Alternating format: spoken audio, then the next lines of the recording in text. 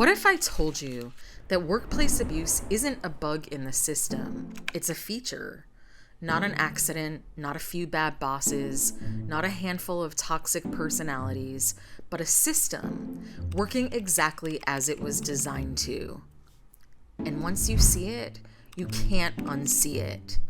We've been taught a very specific story about work, that if something goes wrong, if you're mistreated, pushed out, silenced, it must be personal.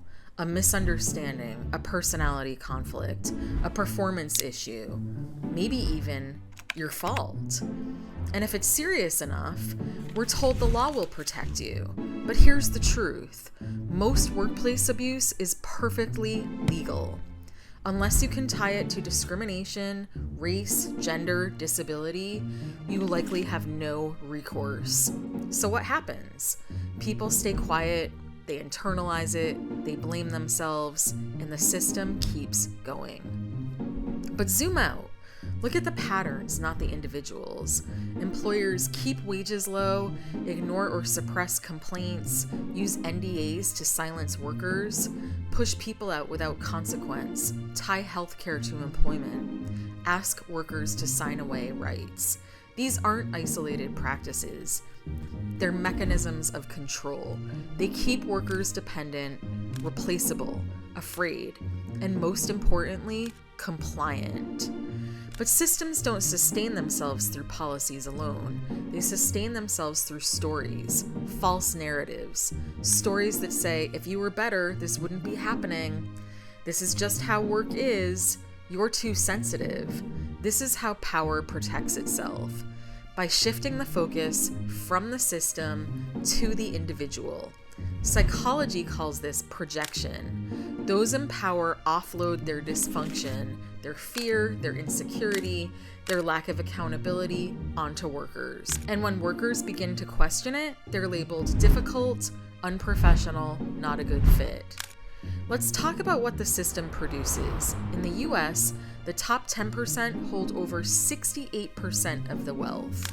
CEO pay has increased 1,460% since 1978. CEOs now make 400 times what the average worker earns. At the same time, families fall tens of thousands of dollars below a living wage, union membership has dropped to just over 10%, and corporate lobbying exceeds $4 billion annually. This is not random. This is a concentration of power. And who absorbs the cost? Workers, especially those already marginalized. 42% of women report experiencing gender discrimination. 1 in 4 Black and Hispanic workers report discrimination annually. But it goes deeper than statistics. It shows up in the body. Chronic stress, anxiety, depression, heart disease. It shows up in life. A sick child becomes a financial crisis. A job loss becomes housing instability.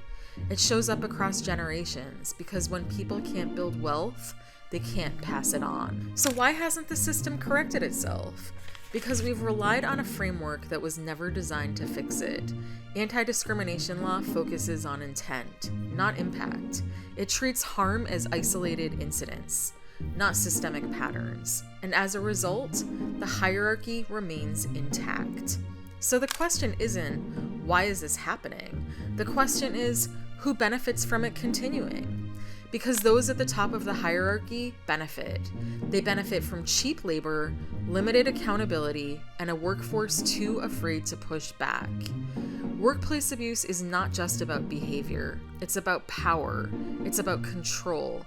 It's about maintaining a social hierarchy that determines who gets heard, who gets believed, and who gets pushed out. And here's the turning point.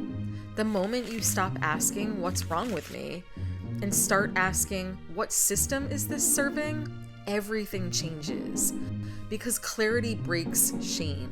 And once people understand the system, they stop internalizing the harm.